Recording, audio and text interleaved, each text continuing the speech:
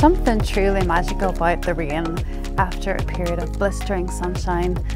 Maybe it's the Northern Irish in me. I find it really comforting and the smell is just divine. I'm Victoria and welcome back to our flower farm on the north coast of Northern Ireland. I've been getting loads of questions about our dahlia field since the last video and what dahlias that I would recommend. So I'm going to give you now my top 10 dahlias that I would recommend for planting for you to use for cutting and for weddings.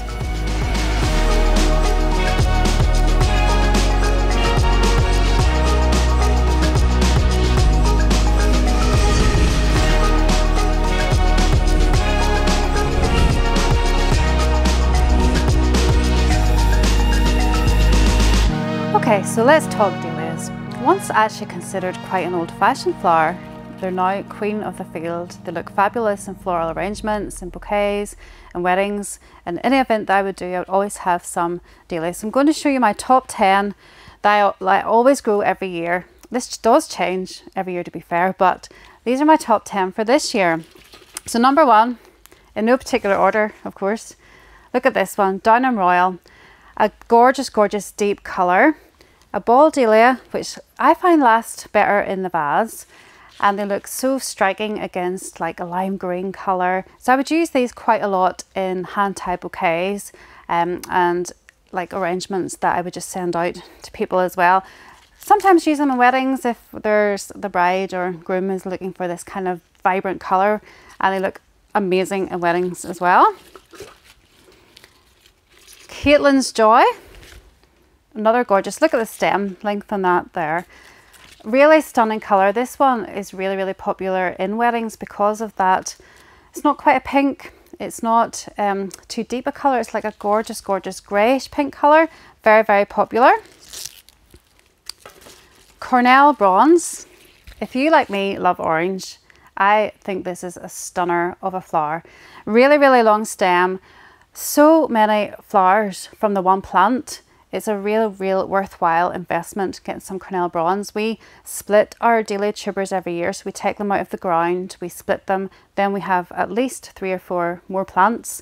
And this one seems to do the best in the split process, so we grow that. We have tons of that now because every year we split them and then the next ones get split and it's an ongoing process, so we have tons and tons of them. A new one for me this year is Sweet Suzanne. I just love ones that also bounce a little bit as well, because if you think about that in a bridal bouquet, it's not all like stiff and dense, but it just bounces and there's a bit of air to it. So Sweet Suzanne is one that's going to stay, one that I will be planting every year. I hopefully will, I don't know how this splits yet, but I will let you know next year how that does. Gorgeous, gorgeous colour too. Another new one that I've grown as well, Megan Dean. Now, I wasn't really sure about the colour of this one to start off with. I thought it was maybe a bit too purple. But actually, it's really lovely because like the petals, if you can see it, are quite white and they have a bit of lilac around them. So it's quite unusual and actually really lovely. And it's been very popular in our classes when everyone gets to choose what dahlias they want. So another recommendation there. This one, Jowey Nicky. The Jowey series are actually all fabulous. I would grow like loads of Jowey dahlias. If you don't know, there's like a group of dahlias called Jowey something, and there's Jowey Winnie, and there's Jowey Nicky, and there's just loads of different ones. So, and I love them all, and I have to discipline myself every year that no, I can't buy the whole catalogue. So look at that one. I adore this colour. It's like a peachy, orangey peach. So it's not quite a pinky peach, it's more of an orange peach. So it's quite vibrant. And it's beautiful if you can see like all the little pink bits all around it as well. Stunner. Cafe au Lait, queen of the fields. She is a real beauty. This one, most popular flower in weddings. The wedding I'm doing today actually has got, it's full of these in a big installation. It's so dramatic, so beautiful. The size of the head on these, this is actually quite a dainty one. If you believe, compared to even the other ones, it's still big. But compared to some of the cafe au laits that we grow, this is very, very small. And the small ones are useful as well in like bouquets and everything, wedding bouquets. I wouldn't really recommend putting cafe au laits in like a hand-tied bunch that you might give to a customer or something. They don't last that well in the vase. but their beauty is just worth it. So 10 out of 10 would recommend. And if you have these in your garden, the color is just unmatched. The like cafe au lait, it's like a lovely coffee color. Some of mine grow more pink than others, some of them are more blush, so I grow loads of them just to be sure that I get the wide range of colors. But these are just stunners. And where would you ever find a lovely flower like that anywhere apart from growing it yourself? A more unusual one that I like to grow is this wee Snowball. So it's another ball, but look at the pom-pom head. It's very, very small. But these are fabulous when we would do hen parties. They're fabulous in a flower crown because they're not too big. Some people love their flower crown massive, but if you want something a little bit more delicate, these are perfect. We grow loads of these as well. They split excellently, so we have tons of them. The stems are a lot more delicate than other ones we'll grow, but that gives them, like, look, a bit of a bounce. So when I would put these in a wedding bouquet, because they are a good color for wedding bouquets, put them in and they add a bit of air, you know, a bit of life to the bouquet. A gorgeous, gorgeous color is the brown sugar. Very, very deep, very autumnal, light brown sugar. They're all very aptly named. I love this one. It's one that we don't have an awful lot of these, so they're very precious. So try and make sure that we split them. But we also take cuttings of these as well. I'll explain all this in future YouTube videos whenever it comes around to the season. But we take cuttings from our tubers as well as splitting them. So Dahlias are such a good investment. They keep flowering for months, right? We would start getting flowers maybe mid-July. Some of the ones in the polytunnel would come out in the end of June. We had some this year, which is really quite amazing. Mid-July until the first frost, and you will know when they're done because the whole field turns black, and that's it. Dahlias are done for the year. But within those few months, you get stem after stem after stem.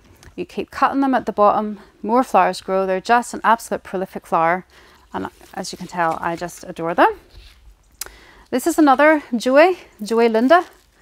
She's a stunner. I love the color. Very, very light pink shade. Very, very popular in weddings. Also brilliant for hand-tied bouquets. So an all-round winner. I wonder, is that nearly my 10? But I think I sneaked in an extra one because how can you resist Totally Tangerine? Beautiful, beautiful color. I would use this in weddings because she does lose her petals quite easily. But I grow this just really for myself, just to look at, because it's so stunning. The color is so vibrant. Now, this is just a very small selection of loads of varieties that I love. But I thought if you're just trying to get started and you're thinking that maybe Dahlias are quite a good flower to grow, which they are, you're maybe thinking if you look at any of the catalogues, you're like, oh, there's so many varieties, there's so many options. So this is just a helpful guide just to recommend some that will be useful for your garden, or if you're thinking of maybe starting a flower farm and you can't afford like hundreds and hundreds of tubers, just get a few, and then your stock will increase over time as you split them and as you take cuttings, and they're just an absolute dream. All bunched up, they even just look really lovely together. And I was actually really inspired by Erin from Florette Farm. I'm not sure if you know her, but if you don't, follow her on Instagram and on YouTube and everything. But she has written a whole book, Discovering Dahlias, and there's all the varieties that she would recommend in there.